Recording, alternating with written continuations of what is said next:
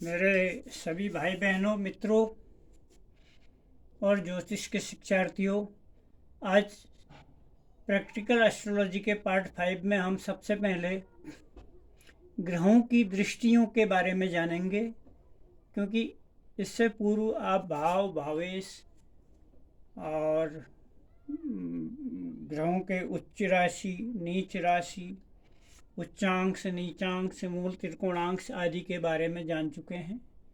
अब हम ग्रहों की दृष्टि के बारे में जानते हैं। सबसे पहले हम सूर्य से लेते हैं। सूर्य की हमेशा केवल एक ही दृष्टि होती है, सप्तम दृष्टि, जहाँ पर वो बैठा है।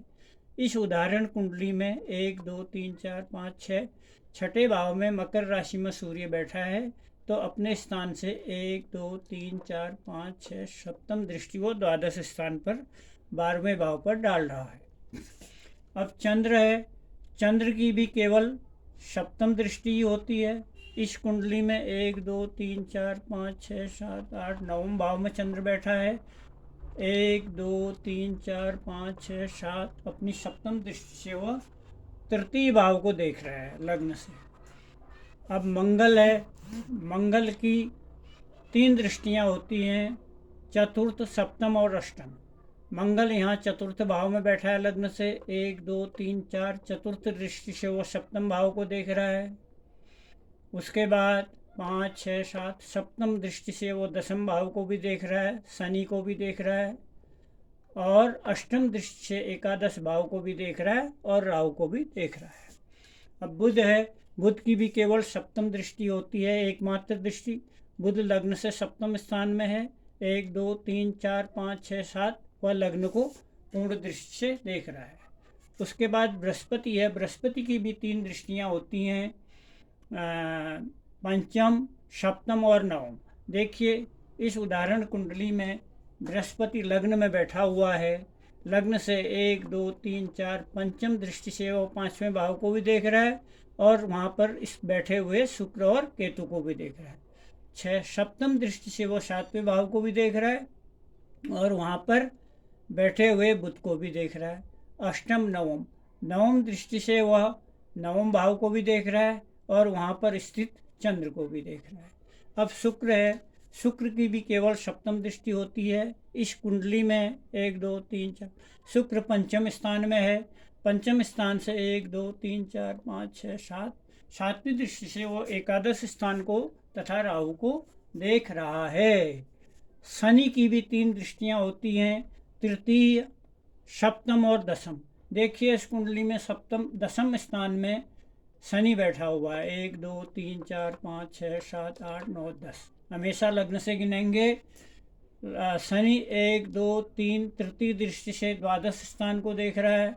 1, 2, 3, 4, 5, 6, 7 सप्तम दृष्टि से चतुर्थ भाव को देख रहा है। 1, 2, 3 लग्न से चतुर्थ भाव, और अष्टम, नवम, दसम दृष्टि से वह 1, 2, 3, 4, 5, 6, 7 लग्न से सप्तम स्थान को अपनी दसम दृष्टि से देख रहा है। देखिए, शनि से गिनिए। 1, 2, 3, 4, 5, 6, 7, 8, 9, 10 यह दसम स्थान आ गया है। यह दसम स्थान आ गया है। अब राहु और केतु कोई भौतिक पिंड नहीं है, ये पात बिंदु हैं। इनकी कोई दृष्टि नहीं होती है, यद्यपि बहुत से ज्योतिषी इनकी दृष्टि पंचम, सप्तम और नवम मानते हैं, लेकिन इनकी दृष्टि नहीं होती है। ये आपके ऊपर निर्भर है, आप इनकी दृष्टि माने या न माने। अब थोड़ा सा पंचांग परिचय भी हमको जानना का ज्ञान होना भी जरूरी है, उसकी भी शुरुआत करते हैं आज। मित्रों, चांद्रमास और सौरमास। सौरमास तो सूर्य के आधार पर चलता है। चांद्रमास में 2 पक्ष होते हैं, एक शुक्ल पक्ष और एक कृष्ण पक्ष।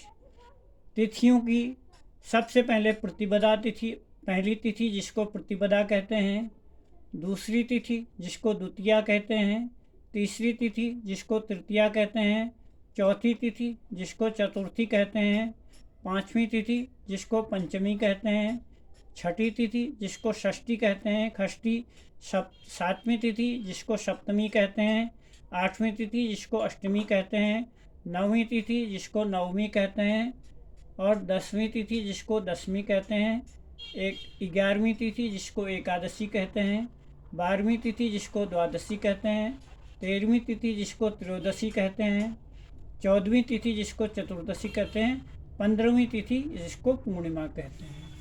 अब कृष्ण पक्ष में चतुर्दशी तक, प्रतिपदा से चतुर्दशी तक तो यही नाम रहेंगे तिथियों के, लेकिन अमावस्या अंतिम तिथि को कृष्ण पक्ष की अमावस्या कहेंगे। इतना ही अंतर है। इनकी संज्ञाएं और पंचांग के और अंग जैसे तिथि हो गई, बार हो गया, नक्षत्र हो गया, योग हो गया, करण हो गया, इन सब की भी जानकारी होनी नितांत आवश्यक है, क्योंकि ये फलादेश में बहुत काम आते हैं और मुहूर्त प्रकरण में भी तो इनका बहुत महत्वपूर्ण स्थान है। मैं समझता हूँ आज के इस वीडियो से आप लाभान्वित होंगे, और उम्मीद करता हूँ अधिक से अधिक सब्सक्राइब करेंगे, अपने अमूल्य व्यू रखेंगे और शेयर करेंगे, लाइक करेंगे। धन्यवाद।